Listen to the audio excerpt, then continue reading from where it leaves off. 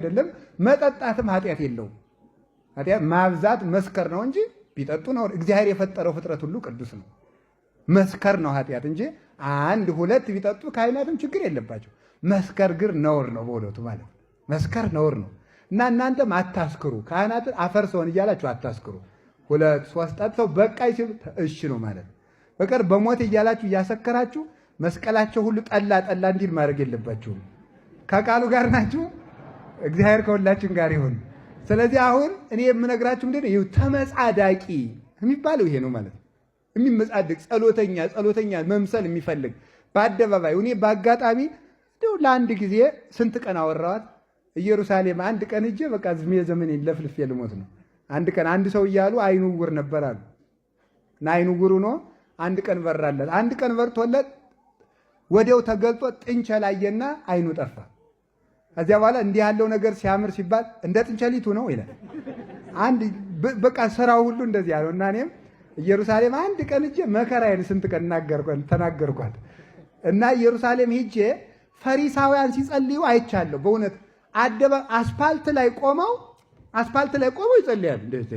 አስፓልቱ ላይ ማለት እዚያ ላይ መጸለይ ነውር ነው። እንደነዚህ አይነት ግብዞችን አትሁኑ። ጸሎተኛ ለመምሰል አትጸልዩ። እግዚአብሔር ለሚያያችሁ ሁናችሁ ጸልዩ። ቤተክርስቲያንም ሲጸለይ ሶስት ቦታዎች አላት ቤተክርስቲያን። መካነ ጸሎት፣ መካነ ተግሳጽ፣ መካነ ምጽዋት ይባላሉ። መካነ ጸሎት የሚባለው አንደኛ አጸዱ ነው፣ ይሄ ዛፉ ማለት ነው። ሁለተኛ ደግሞ ከቅድስቱ ጀምሮ እስከ ቅኔ ማህሌቱ ያለው ነው፣ እስከ መቅደሱ ያለው መካነ ጸሎት ይባላል። መካነ ተግሳጽ የሚባለው ይሄ አውደ ምሕረቱ ትምህርት የሚሰጥበት ነው። መካነ ምጽዋት የሚባለው ጸሪቀ መበለት ውጭ ላይ የሚበላበት ነው። የት ነው? እዚህ ውጭ ነው አይደል? በጣም ጥሩ ነው። ይሄ ጥሩ ነው። እዚህ ጥሩ ተስተካክሏ ማለት ውጭ ላይ አሁን የሰንበት ጸሪቅ የምትቀምሱበት እሱ መካነ ምጽዋት ይባላል። የማይጸለይባቸው ቦታዎች የሚባሉት እነዚህ ናቸው። ምንና መካነ ተግሳጽ ላይ መጸለይ ግብዝነት ነው። ስብከት እየተሰበከ እንደዚህ አድርጎ መጸለይ እዚህ ማልቆ ይሄ ግብዝነት ይባላል። ምክንያቱም ይሄ መካነ ተግሳጽ ነው። ከዚያ ላይ ደግሞ ዝክር ከሚዘከርበት ደግሞ እንዲህ አድርጎ መጸለይ ደግሞ ይሄም ግብዝነት ነው። ስለዚህ መጸለይ የሚባለው የት ነው? ከሚገባው ቦታ ጸልይ፣ የማይገባው ቦታ አትጸልይ። በማይጸልይ ሰው ደግሞ አትመጻደቅ። በማይጸልይ ሰው ላይ እኛ ስንጸልይ ሳምንት መጸለይ ከመጀመራችን በማይጸልይ ሰው ላይ መመጻደቅ እንጀምራለን። ስለዚህ በዚያም አትመጻደቅ። ጸሎታችንም ይጠብቀናል ማለትም ግብዝነት ነው። እግዚአብሔር እኛ የምንጸልየው እግዚአብሔርን ስለምንወድ ከእግዚአብሔር ጋር ለመነጋገር ከእግዚአብሔር ጋር ለመወዳጀት እንጂ የምንጸልየው የእኛ ጸሎት እኛን ስለሚጠብቀን አይደለም። እንደዚያ ብለን ካሰብን ጸሎት ባቋረጥን ጊዜ ሰይጣን ይመታናል። ምክንያቱም መጀመሪያም ስንጸልይ የነበርነው ጸሎቴ ይጠብቀኛል እያልን ስለነበር እግዚአብሔር ይጠብቀኛል ካልን ግን አሞን ብናቋርጥ እንኳን ሰይጣን በእኛ ላይ ርስት የለውም።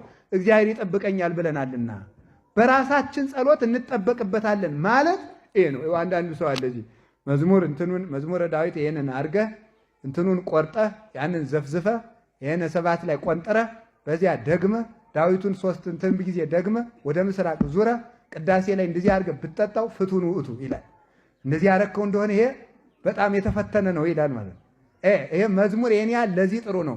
ውዳሴ ማርያም ይሄን መልካ ኢየሱስ ይሄ ለእንትን ጥሩ ነው ይላል። ደግሞ ይሄ እግዚአብሔርን ጥበቃ ትቶ ያንተ ጸሎት ሊጠብቅ ፈጽሞ አይደለም። የሚጠብቀን ማን ነው? በቸርነቱ ነው።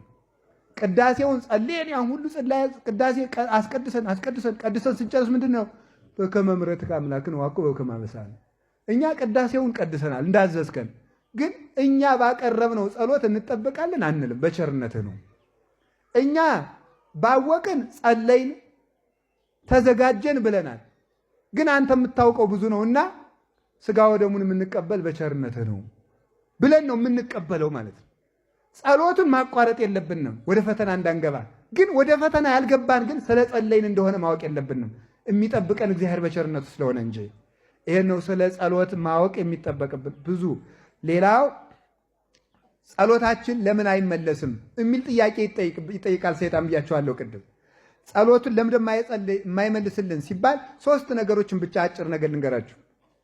እግዚአብሔር ለምንድን ነው ጸልየን ጸሎታችን የማይመልስልን? አንደኛው የማይመልስልን ምክንያት ጸሎቱ የማይጠቅመን ከሆነ ነው። ጸሎቱ የማይጠቅመን ከሆነ እግዚአብሔር ጥያቄውን አይመልስም ማለት። ለምሳሌ አንድ ነገር ልንገራችሁ። ሕፃን ልጅ እናቱ እንጀራ እየጋገረች እያለ ክፉና በጎ ያለየ ልጅ እናቱ እሳት እንድትሰጠው ይለምናታል። መስጣት አለባት የለባትም? አቤት። ልጁ ግን በልጁ አይምሮ ግን መለመኑ ትክክል ነው አይደለም? በልጁ አይምሮ ትክክል ነው አይደል? ምክንያቱም በምናውቀው አለ ሳትሰጠው ስትቀር ያለቅሳል። የሚጠቅመውን የምታውቅ ግን እናቱ ናት። ቅዱስ ያሬድ እንደተናገረ እግዚአብሔር አባታችንም እናታችን ነው። አንተ አቡነ ወአንተ እምነ እንዳለው እግዚአብሔር አባት ነው፣ እግዚአብሔር እናት ነው። የሚያስብልን እሱ ነው። እሱ ስለሚያስብልን የለመነውን ሁሉ አይሰጠንም። ለምን? እንደማይጠቅመን ያውቃልና። እንደማይጠቅመን ያውቃልና። አንዱ ይሄ ነው። ከቃሉ ጋር ናችሁ?